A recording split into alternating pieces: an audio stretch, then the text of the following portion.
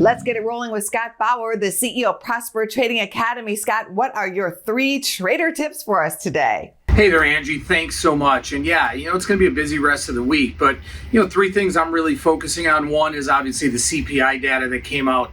In the past few weeks, maybe even the past month or so, we've seen the market react differently to inflationary news, where we've seen some good news being good news, some good news being bad news. So really, watching that. I'm watching the levels on the Russell. The Russell has tried to break out the small caps.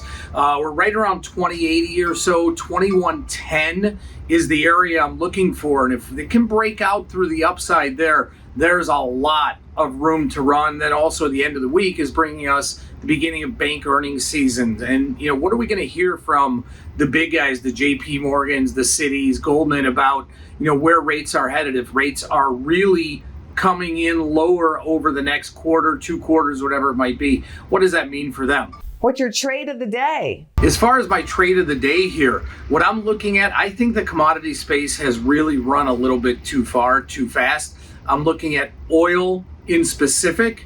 And so I'm looking at the XOP, which is an ETF for S&P oil and gas. I'm looking at buying a put spread, simple put spread, the May expiration 155, 150 put spread. I think that the commodity space, oil specifically, has run a little bit too far. There's a lot of geopolitical risk built in there. If we see anything subside a little bit with that, we could really see oil take a dip. Thank you for that Trader Talk, Scott. Thanks again, Angie. Scott Bauer at Prosper. Appreciate it. Go to businessfirstam.com for where to see our show on TV.